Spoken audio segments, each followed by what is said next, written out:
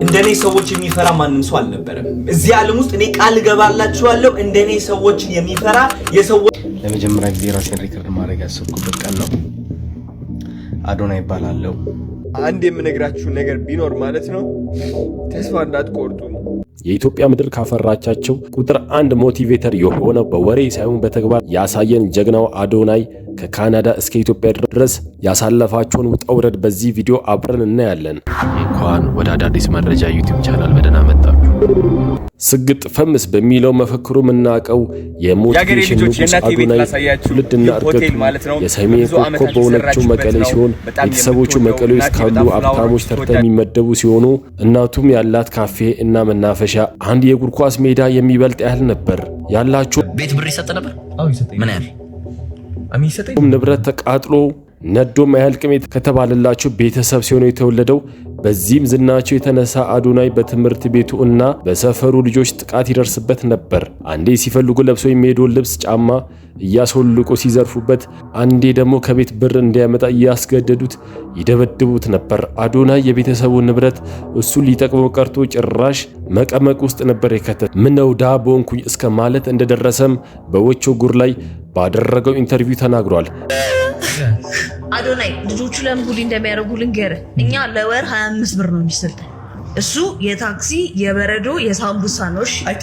እንደኔ ሰዎች የሚፈራ ማንም ሰው አልነበረም እዚህ ዓለም ውስጥ እኔ ቃል ገባላችኋለሁ እንደኔ ሰዎች የሚፈራ የሰዎች አይን የሚያሳፍረው ሰው አልነበረም እዚህ ዓለም ውስጥ።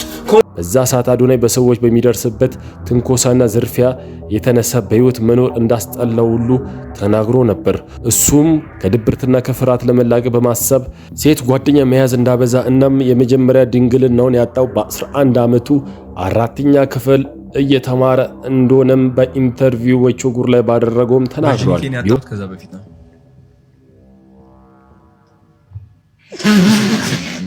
ከ4ኛ ክፍል በፊት እንደዚህ ይቻላል። ሆኖም ግን ከሰዎች ፍርሃት ለመላቀቅ ምንም እንዳልጠቀመው ስለተረዳ ከአካባቢው ሰዎች መራቅ እንዳለበትና አገር ለቆ መውጣት እንዳለበት ይወስናል። እናም እናቱን አማክሮ ቀጥታ ወደ አሜሪካ በትምህርት ቪዛ አገሩን ለቆ ኢትዮጵያን ወደ አሜሪካ ይሄዳል። ነገር ግን አሜሪካም ሲደርስ እንዳሰበው አልሆነችለትም። ህይወት ጀርባውን ተሰጠዋለች። አዶናይም አሜሪካ በሄደበት ወቅት ምንም ነገር አልተመቸውም። የሚጠጋበትን ቦታ አልነበረም። በዚህ የተነሳ ከጓደኞቹ ጋር ሆኖ ወደ ካናዳ ለመሰደድ ይገደዳል። እናም አዶናይ ምንም በእጁ ሳይዝ ወደ ካናዳ አንድ ስልኩን ብቻ ወደ ካናዳ ያቀናል። ካናዳም እንደደረሰ የስደተኞች መጠለያ ካምፕ ገብቶ ህይወቱን ይመራል።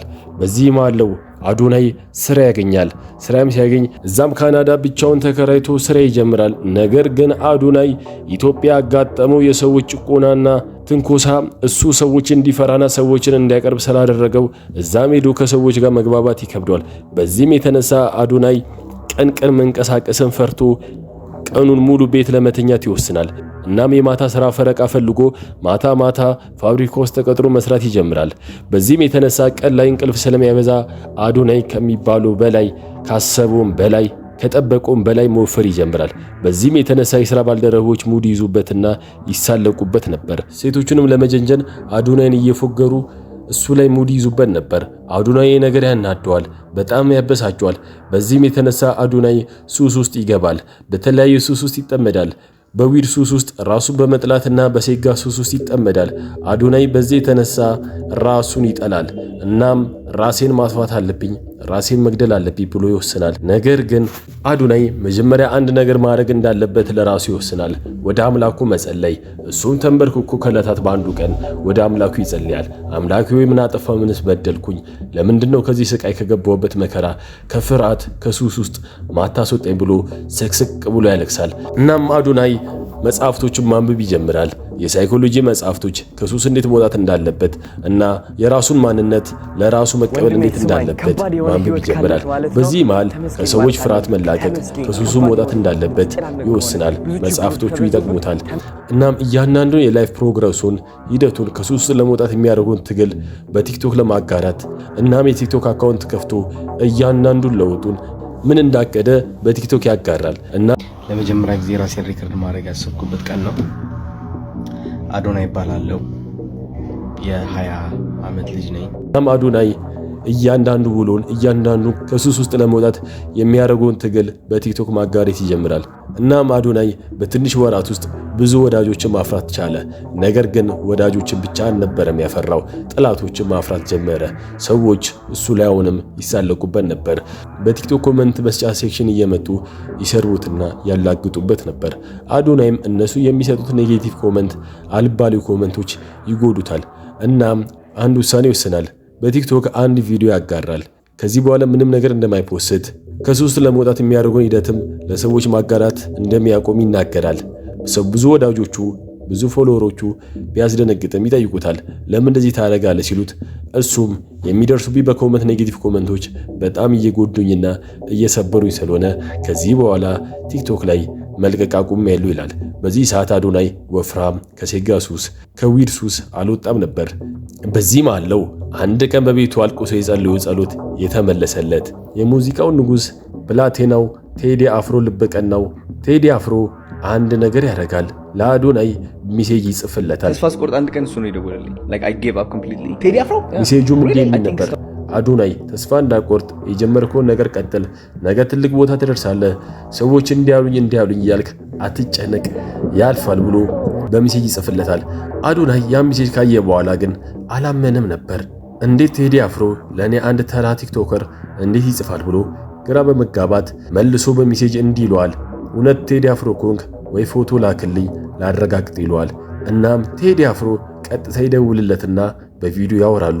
በዚህም አለው አዶናይ እንደ አዲስ ነፍስ የዘራው የጀመረውን ነገር ማቆም እንደሌለበት ይረዳል። ቴዲ አፍሮም በገንዘብም በስነ ልቦናም በየትኛውም ነገር ከሱ ጎን እንዳለና እንደሚደግፈው ይነግሯል። አዶናይ ለአንድና ለመጨረሻ ጊዜ ይወስናል። እሱም ከገባበት የሴጋ ሱስ የዊድ ሱስ ራሱን ከሰዎች በታች እያደረገ የሚቆጥረውን ማቆም እንዳለበት ይወስናል። በጻፍቶቹ አንድ የምነግራችሁ ነገር ቢኖር ማለት ነው አዶናይ እነዚህ ሁሉ ሱስ እውነቴን ነው የምላችሁ። ተስፋ ወንድሜ ስማኝ፣ ከባድ የሆነ ህይወት ካለክ ማለት ነው ተመስገን ማለት አለብክ። ተመስገን ከባድ በሶሻል ሚዲያውም በቲክቶክ ለብዙዎች በተለያዩ ሰዎች በሚሰበሰቡበት ቦታ እየሄደ ሲዘፍን ሰዎችን ሞቲቬት ሲያደርግ ቪዲዮ መልቀቅ ጀመረ። አዶናይ በዚህ ማል አንድ ነገር ይረዳል። በውስጥ በሜሴጅ መስጫ እየመጡ ብዙም ኢትዮጵያን እንደሱ አይነት ሱስ እንዳለባቸውና መላቀቅ እንደሚፈልጉ የሱን እርዳታ እንደሚፈልጉ ያሳውቁታል። እንደኔ ሰዎች የሚፈራ ማንም ሰው አልነበረም እዚህ ዓለም ውስጥ እኔ ቃል ገባላችሁ እንደሚፈልጉ ያሳውቁታል። አዶናይም አንድ ነገር ይማራል። ወደ ሀገሩ ልጆች ወደ ኢትዮጵያ ከካናዳ ተመልሶ እነሱን መርዳት እንዳለበት ይወስናል። ወዲያውኑ ትኬት ቆርጦ አዶናይ ወደ ኢትዮጵያ ያቀናል።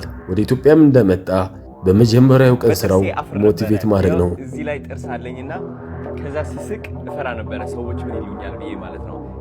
እየዞረ ሰዎች መፍራት እንደሌለባቸው ሰግጥ ፈምስ በሚል አንድ መፈክር ይዞ ይመጣል እና ሰዎች ፍርሃታቸው ማሸነፍ እንዳለባቸው ሰው ምን ይለኛል እያሉ የሚያቆሙትን ነገር ማቆም እንደሌለባቸው ምንም ነገር የሚፈልጉትን ማድረግ እንዳለባቸው ሰዎችን ሞቲቬት ማድረግ ጀመረ። አዶናይም በመንገዱ ላይ የተቸገሩትን ሰዎች አይቶ ማለፍ የማይችል ልበ ሩሩ ነበር።